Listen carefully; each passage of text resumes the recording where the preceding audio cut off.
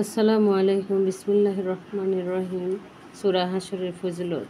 হাদিস শরীফে বর্ণিত আছে, যে ব্যক্তি প্রভাতে আউযুবিল্লাহ সামিউল আলিমিল মিনাশ শাইতানির রাজিম পাঠ করে আলোচ্য 22, 23 ও 24 এই তিনটি আয়াত পাঠ করবে, আল্লাহ পাক তার কল্যাণ কামনার জন্য 70,000 ফেরেশতা নিযুক্ত করে দিবেন এবং তারা সারাদিন তার জন্য কল্যাণ প্রার্থনা করবে এবং ওই দিন তার মৃত্যু হলে সে শহীদ বলে পরিণত হবে।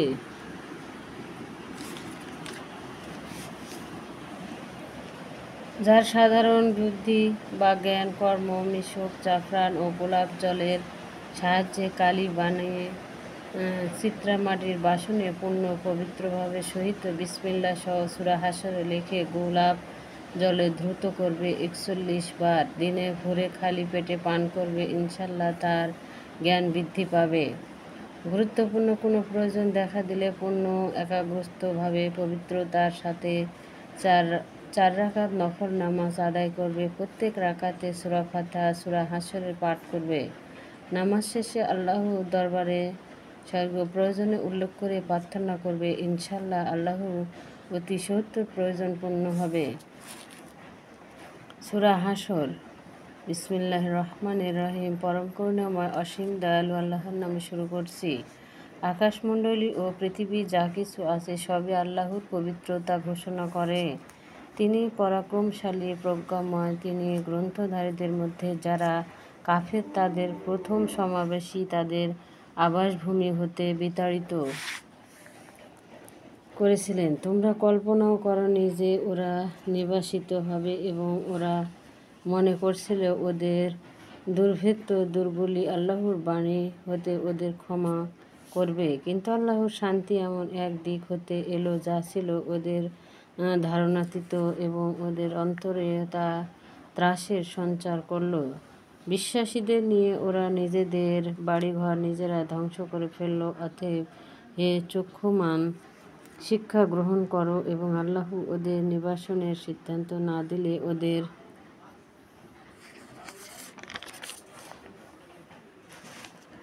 পৃথিবীতে অন্য শান্তি দিতেন, আর পরকালে ওদের জন্য রয়েছে জাহান্নামের শাস্তি। এই শান্তি এ কারণে যে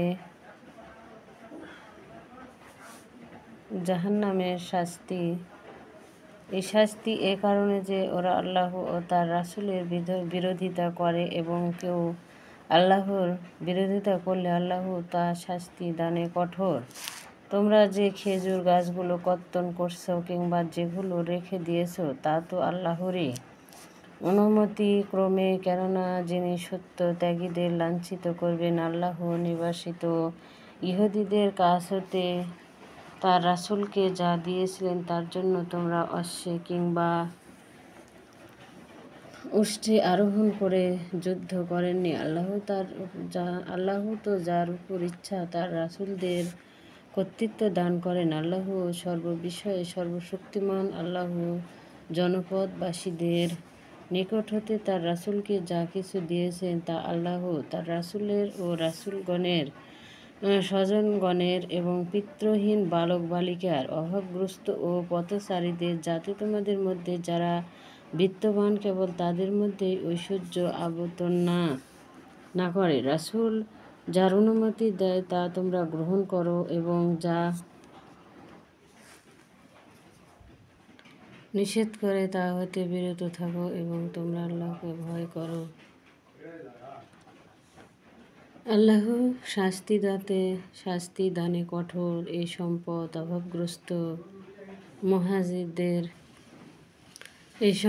অভাবগ্রস্ত ও মুহাজিরগণের জন্য, যারা আল্লাহর অনুগ্রহ ও সন্তুষ্টি কামনায় আল্লাহ ও তার রাসূলের সাহায্য অগ্রসর হয়ে নিজেদের ঘরবাড়ি ও সহায় সম্পত্তি হতে উৎখাত হয়েছে।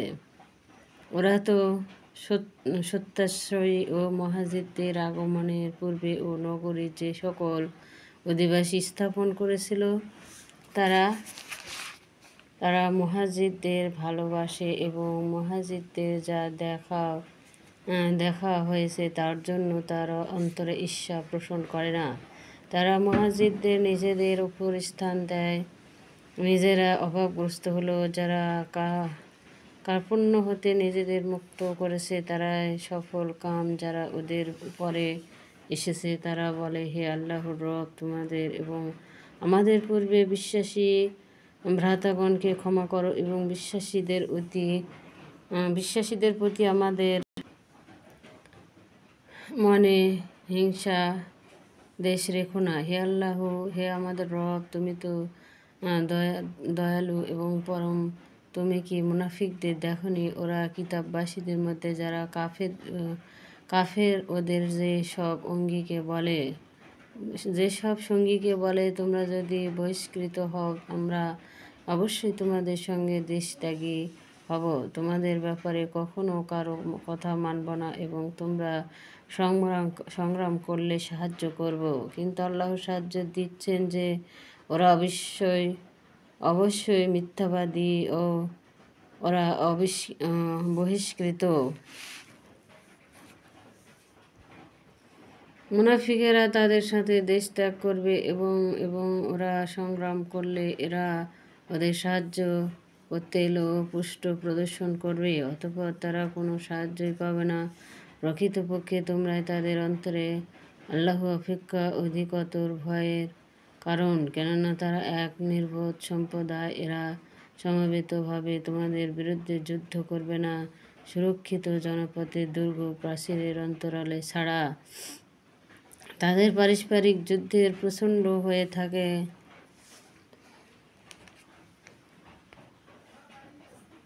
তুমি মনে করো ওরা ঐক্যবদ্ধ, কিন্তু ওদের মনে মিল নেই, কেননা এরা এক নির্বোধ সম্প্রদায়। এদের তুলনা এদের পূর্বে যারা নিজেদের কর্মের শাস্তি করছে তারা এদের জন্য রয়েছে মর্মন্তুদ শাস্তি। এদের তুলনা শয়তান, যে মানুষকে বলে কাফের হও, পরে যখন সে কাফের হয় শয়তানের তখন বলে, তোমার সাথে আমার কোনো সম্পর্ক নেই, আমি ভয় করি বিশ্বের রব আল্লাহকে। ফলে কাফের ও মুনাফিক উভয় পরিণাম হবে জাহান্নাম, সেখানে এরা স্থায়ী হবে এবং এটি জালিমদের কর্মফল। হে বিশ্বাসীগণ, আল্লাহকে ভয় করো। প্রত্যেকেরই উচিত যে সে তার ভবিষ্যতের জন্য যা কিছু করে সে সম্বন্ধে চিন্তা করো। আল্লাহকে ভয় করো, তোমরা যা করো আল্লাহকে সে সম্পর্কে জ্ঞাত এবং তাদের মত